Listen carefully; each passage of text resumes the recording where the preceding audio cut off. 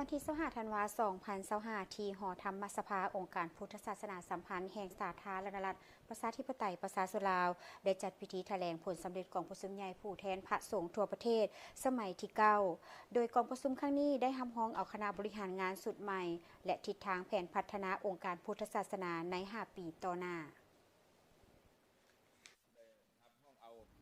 พระอาจารย์ใหญ่อธิปไตยไมตรีจิตห้องประธานและหัวหน้าห้องการบริหารศูนย์กลางองค์การพุทธศาสนาสัมพันธ์ลาวได้กล่าวว่ากองประชุมใหญ่ครั้งนี้ได้ดำเนินไปภายใต้การเป็นประธานของพระอาจารย์ใหญ่มหาเวทมศินัยประธานศูนย์กลางองค์การพุทธศาสนาสัมพันธ์ลาว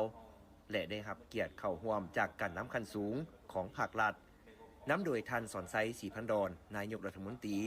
พร้อมด้วยท่านศิลวงศ์ขุดไพฑูรย์ประธานศูนย์กลางแนวลาวสร้างชาติมีคณะผู้แทนพระสงฆ์และแขกถูกเชิญเข้าร่วมทั้งหมด 1,123 องค์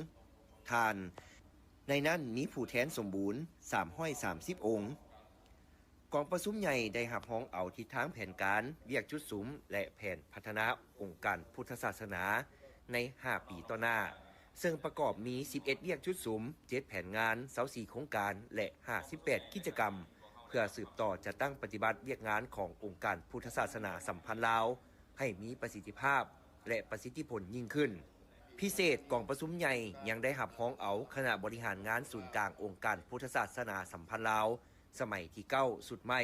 ซึ่งประกอบมี99องค์ในกองประชุมครั้งปฐมฤกษ์คณะบริหารงานสุดใหม่ได้เป็นเอกภาพรับรองเอาคณะกรรมการบริหารงานประจำการจำนวน26องค์และประธานรองประธานศูนย์กลางองค์การพุทธศาสนาสัมพันธ์ลาวจำนวน9องค์ในนั้น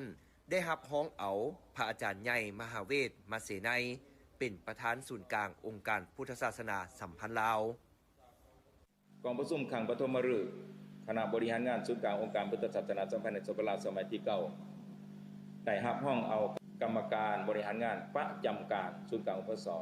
หลังจากนั้นเนาะได้รับรองเอาพระอาจารย์ใหญ่มหาเวทมศินัยเป็นประธาน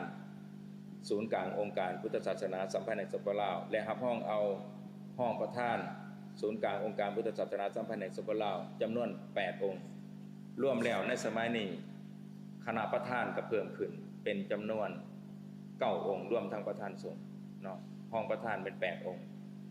ใน8องค์ก็4นำเบียกงานทุกกรรมธิการเนาะ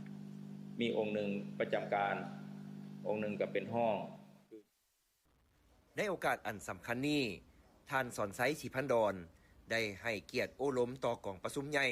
ซึ่งมีหลายเนื้อในสำคัญที่เป็นเข็มทิศเยื้องทางให้แก่การจัดตั้งและการเคลื่อนไหวปฏิบัติหน้าที่ในระยะใหม่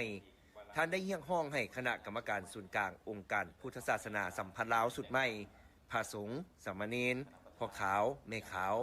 และพุทธศาสนิกชนทั่วประเทศจงสามัคคีร่วมแรงร่วมใจกันจัดตั้งปฏิบัติหน้าที่เวียกงานที่กองประชุมบางอ้อให้ได้รับผลสำเร็จอย่างจบงามและในวันที่24ธันวาคม2025ได้มีพิธีมอบใบตาตั้งให้แก่คณะบริหารงานศูนย์กลางองค์การพุทธศาสนาสัมพันธ์ลาวสุดใหม่พร้อมทั้งมอบใบเกียรติคุณให้แก่พระสงฆ์ที่ได้ประกอบส่วนผลงานในการจัดตั้งปฏิบัติมติกองประชุมใหญ่สมัยที่8ผ่านมาพระอาจารย์ใหญ่มหาเวทมศินัยได้เรียกร้องให้คณะบริหารงานสุดใหม่พร้อมด้วยพระสงฆ์สามเณรและพุทธศาสนิกชนจงร่วมแรงร่วมใจกันพันขยายมติกองประชุมใหญ่ให้ปรากฏผลเป็นจริง